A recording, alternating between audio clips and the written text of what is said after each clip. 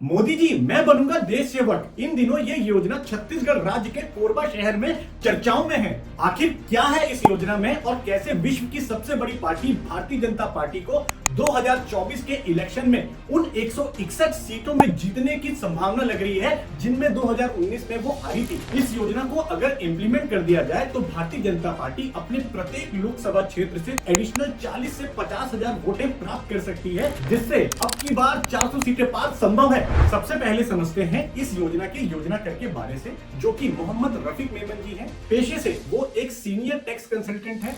देश और राज्य के डेवलपमेंट के लिए इन्होंने पहले भी कई योजनाओं को प्रस्तुत किया है, जिसके कारण इन्हें इंडियन अचीवमेंट अवार्ड से भी नवाजा गया है। सर्वे के दौरान ये पता लगा है कि 70 से 80% जो कि हर वर्ग से हैं, like businessman, student, professional, salaried person और कई पॉलिटिकल मेंबर्स जो कि विधायक बनने की इच्छा रखते हैं और देश सेवा करना चाहते हैं, लेकिन मौजूदा हालात के जो राजनीतिक हायरार्की है और स्ट्रेटेजीज है, जिससे वो जीवन में भी विधायक नहीं बन सकते। इसीलिए ये योजना भारत के आम नागरिकों की डिजायर को पूरा करती है, जो कि एक बहुत अट्रैक्टिव है। इस योजना को बीजेपी कैसे अपने एक्शन प्लान में लेके सबसे पहले 161 लोकसभा क्षेत्रों में पायलट प्रोजेक्ट लॉन्च करे, जो कि देश सेवक के रूप में हो, और प्रत्येक लोकसभा क्षेत्र में 2 देश सेवक का सिलेक्शन किया जाए, जो कि अपने आधे लोकसभा क्षेत्र की समस्याओं का निवारण करेंगे। समस्या क्या हो सकती है, जैसे कि स्वास्थ्य से जुड़ी हुई समस्या, एजुकेशन क्षेत्र के इश्यूज, कई गवर्नमेंट डिपार्टमेंट से आम नागरिक जिनको बहुत सारी समस्याएं हो जाती हैं, कई करप्शन एंड ऑब्स्टिकल्स को फाइंड करना और उनका एक सर्टेन पीरियड तक निवारण करना। देश सेवक का कार्य बहुत ही नोबल और सोशल रिस्पॉन्सिबल वर्क होता है,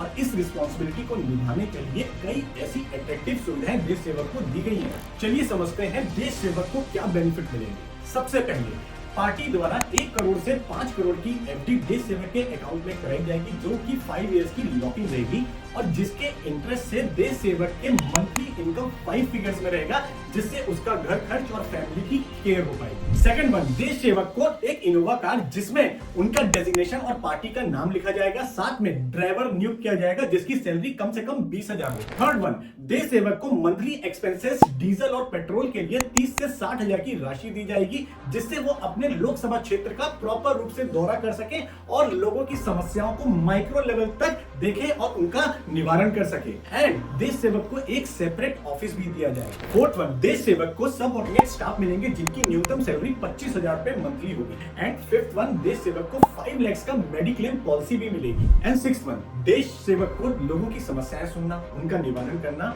और साथ में डेली बेसिस पे पार्टी को इसके बारे से अवगत कराना होगा। सेवेंथ वन, देश सेवक का पद 5 इयर्स तक रहेगा, लेकिन वो किसी दूसरे वर्ग से नहीं जुड़ सकता, एक्सक्लूडिंग डॉक्टर्स या अदर प्रोफेशनल्स। लोग 4 घंटे अपने काम को कर सकते हैं। देश सेवक 5 वर्षों में स्वयं को इस काबिल बनाएगा कि आने वाले 5 वर्षों के पश्चात वह अपना मुकाम स्वयं अपने किए गए जनहित के कार्यों से हासिल करेगा। देश सेवक का कार्य खत्म होने पर 1 करोड़ से 5 करोड़ की एफडीआर को प्राप्त कर सकेगा, साथ में सारे स्टाफ को भी 10-10 लाख रुपए की राशि देके उनके कार्य को भी समाप्त किया जाए। दोस्तों, इलेक्शन में बहुत सारे पैसे खर्चा होते हैं, लेकिन इस योजना का जो बजट है उस कंपैरिजन में देखें तो बहुत ही नॉमिनल है, लेकिन इसके बेनिफिट्स भी बहुत सारे हैं। लाइक ट्रांसपेरेंसी बढ़ेगी, करप्शन कम होगा, यूथ और आम नागरिकों का पॉलिटिक्स में करियर के प्रति रुचि बढ़ेगी, साथ में आम नागरिकों की प्रॉब्लम्स भी सॉल्व फास्ट होगी। और इस योजना से बीजेपी को भी 161 सीट में जीत मिलना पूरी तरह से संभव है। और दोस्तों, अगर ये पायलट प्रोजेक्ट सक्सेसफुल हो गया तो पूरे ग्लोबल मार्केट में इसकी गूंज बजेगी। देखिए, इसमें इस योजना में सभी लोगों का हित हो रहा है। एक आम नागरिक का भी हित हो रहा है, देश सेवक का भी हित हो रहा है और पार्टी का भी हित हो रहा है, तो इसे हम कहते हैं विन विन पोजीशन। अगर आपको ये वीडियो पसंद आया है तो इस अभियान को ज्यादा से ज्यादा लोगों तक शेयर करें, ताकि बीजेपी की हायर अथॉरिटी तक ये पहुंच सके और इस योजना को इंप्लीमेंट कर सके।